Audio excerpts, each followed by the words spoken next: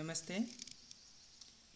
आज की इस वीडियो में हम पढ़ेंगे कश्मीरी सेब नामक पाठ जो हमने पढ़ लिया है।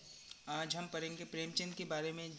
यहाँ में संक्षिप्त में जो कहा गया है कि प्रेमचंद हिंदी के कहानीकारों में सबसे लोकप्रिय कहानीकार है। इनकी कहानियों में महत्वपूर्ण संदेश छिपे होते हैं। क्या होते हैं? महत्वपूर्ण संदेश छिपे होते हैं। संदेश यानी वार्ता, संदेशा यानी कोई चिट्ठी या कोई नोटिस। इनका जन्म 1880 में काशी के निकट लम्ही गांव में हुआ था। कौन से गांव? लम्ही गांव। उनका असली नाम धनपत राय था। क्या नाम? धनपत राय। ये बहुत ही ध्यान से पढ़ना। पिताजी उन्हें प्यार से नवाब राय कहते थे। उनके पिताजी उनके क्या कहते थे? नवाब राय। प्रेमचंद ने लगभग 300 कहानियों और 14 उपन्यासों की रचना की थी। 1936 में इनका स्वर्गवास हुआ। कितने में? 1936। उनकी कुछ रचनाएं हैं। उपन्यास है सेवा सदन, प्रेमाश्रम, रंगभूमि, कायाकल्प, निर्मला, गबन, कर्मभूमि, गोदान आदि। इसके बाद कुछ कहानियां हैं। बूढ़ी काकी, परीक्षा, सवा शेर गेहूँ, शतरंज के खिलाड़ी, कजा की, पूस की रात, ठाकुर का कुआं, ईदगाह, कफन आदि। ये सब क्या है? कहानियाँ हैं। इसके बाद जो प्रश्न है वो पहला प्रश्न है अभ्यासमाला पाठ से 1 नंबर। कश्मीरी सेब कहानी को पढ़कर अपने शब्दों में सुनाओ यानी कश्मीरी सेब पढ़ के तुम्हें कैसा लगा, कैसे समाज की इस चारित्रिक पतन का नाश हुआ, ये सब के बारे में तुम लोग को बताना है। तो ये मैं ये कालांश रखूँगा, ये बाद में होगा। अभी दूसरा प्रश्न है वो पढ़ेंगे। किसने कहा, किससे कहा? बाबूजी बड़े मज़ेदार सेब आए हैं। किसने कहा? उस दुकानदार ने लेखक को कहा। सेब चुन चुन कर रखना, लेखक ने दुकानदार से कहा। एक वाक्य में उत्तर लिखो। दुकान पर किस रंग के सेब सजे हुए थे? दुकान पर किस रंग के थे?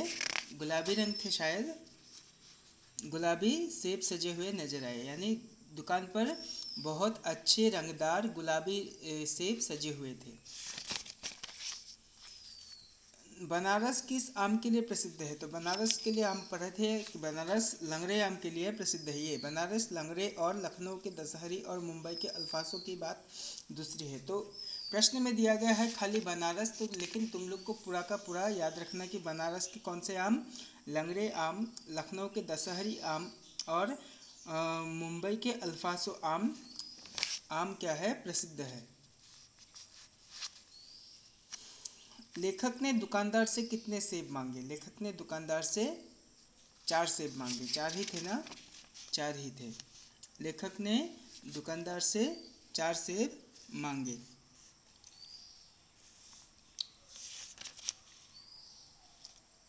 या आधसेर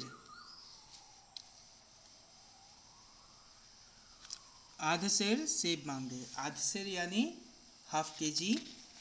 लेखक ने दुकानदार से आधसेर सेब मांगे। लेखक ने दुकानदार को कितने पैसे दिए? लेखक ने दुकानदार को 4 आने दिए थे। जी हाँ, लेखक ने दुकानदार को 4 आने पैसा दिए। 4 सेब लाया, दुकानदार ने तोला, एक लिफाफे में उन्हें रखा और रुमाल में बांधकर मुझे दे दिया। मैंने 4 आने उसके हाथ में रखे। कितने रखे? 4 आने। फल खाने का उपयुक्त समय क्या है? फल खाने का उपयुक्त समय प्रातःकाल है, ऐसा कहा गया था।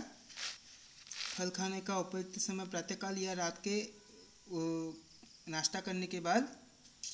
तीसरा से निकला ये फल खाने का समय कहा गया। फल खाने का समय, फल खाने का रात को सेब का दूसरा कोई फल खाने का कायदा नहीं है। हाँ, तो घर आकर लिफाफा ज्यों का त्यों रख दिया। रात को सेब या दूसरा कोई फल खाने का कायदा नहीं, यानी फल खाने का समय प्रातःकाल है।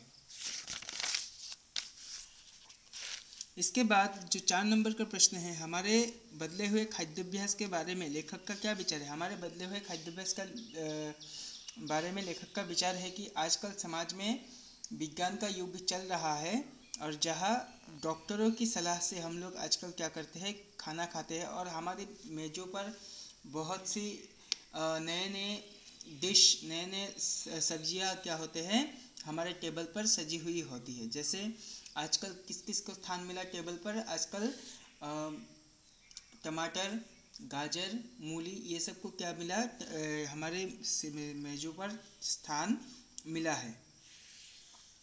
आजकल क्या हो गया, आजकल बहुत ही देख परख परख कर खाने का समय आ गया।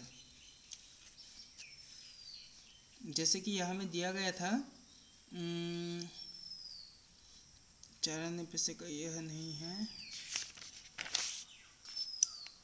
ठीक है, इसके बारे में बाद में बातचीत करेंगे।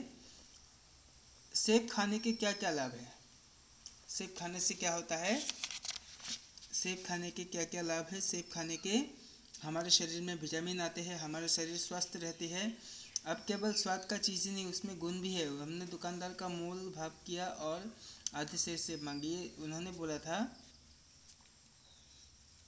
यह हमें कहा गया सेब खाने की कहते हैं, डॉक्टर से बचने के लिए हमें नीमकोरी तक खाने को तैयार हो सकते। सेब तो रस और स्वाद में अगर आम से बढ़कर नहीं तो घटकर भी नहीं है, यानी बहुत ही स्वादिष्ट भी होते हैं। तो इनके जो और प्रश्न हैं इनको बाद में कर लेंगे शायद।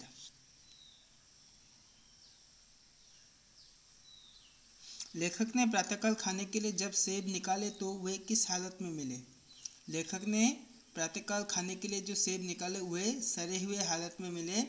जैसे कि हर एक सेब में क्या था, छेद था और काला काला एक धब्बा था।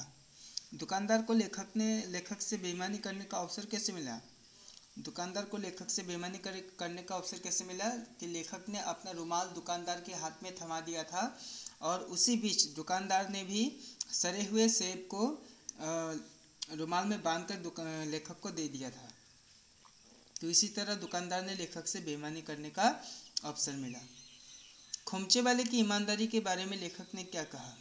खोमचे वाले की ईमानदारी के बारे में लेखक ने कहा कि लेखक जब मेले में गया था तो वहाँ में पैसा छोड़ के आया था और खोमचे वाले ने आकर उन्हें, जब लेखक फिर से मांगने गए तो खोमचे वाले ने उन्हें पैसा वापस कर दिया था। तो इस प्रश्नोत्तर का अच्छी तरह से इसको ही नहीं बाकी जितने भी प्रश्नोत्तर है अच्छी तरह से तुम लोग पाठ में देखकर करना। इस कहानी से क्या शिक्षा मिलती है। इस कहानी से हमें यही शिक्षा मिलती है कि किसी भी चीज़ को जब बाजार से खरीदने जाते हैं तो उसे आंख बंद करके खरीदना नहीं चाहिए। हमें बहुत ही सोच समझकर और परख कर चीज़ों को खरीदना चाहिए। इसके बाद का जो प्रश्न है, मैंने कहा था कि 5 नंबर, 4 आने पैसे का इतना गम ना हुआ जितना समाज के इस चारित्रिक पतन का। लेखक ने किस परिस्थिति में ऐसा कहा है। लेखक ने जब दुकानदार के पास सेब खरीदने गए थे तो दुकानदार ने भी सेब दे दिए और वे जब घर में आकर खाने के लिए सेब निकाले तो हर कोई सेब, चारों के चारों सेब क्या थे, सड़े हुए थे। तो उन्हें दुख में, अपने अंतर के दुख में उन्होंने ऐसा कहा था कि 4 आने पैसे का इतना गम ना हुआ कि समाज के इस चारित्रिक पतन का, कि समाज कितना ढल चुका है, कितना बदल चुका है, कितना नीचे जा चुका है, उसी बात को दर्शाते हुए लेखक हमें इस कथन का प्रयोग करते हैं। तो इसको हम बाद में सारांश की तरह लिखेंगे, भाव प्रसंग करना उस प्रकार लिखेंगे। तो इसे तुम लोग छोड़ देना, मैं बाद में तुम लोग को लिखा दूंगा। सत्य कथन के सामने ये और असत्य कथन के सामने ये निशान लगाओ। तो गाजर में अधिक विटामिन पाया जाता है, सत्य है असत्य। सत्य है। अल्फासो सेब की एक किस्म है, अल्फासो सेब की किस्म नहीं है, अल्फासो आम की एक किस्म है। किस्म यानी प्रजाति। फल खाने का सही समय क्या है, रात है। क्या ये सही है, नहीं। फल खाने का सही समय प्रातःकाल है।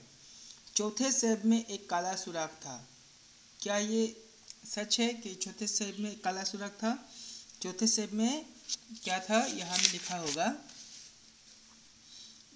चौथे सेब, चौथा देखा वो, ये तो बेदाग था मगर उसमें काला सुराख था। हाँ, तो क्या था, चौथा सेब में काला सुराख था, सही है। दुकानदार ने लेखक को बढ़िया सेब दिए थे। गलत, दुकानदार ने लेखक को बढ़िया सेब नहीं दिए।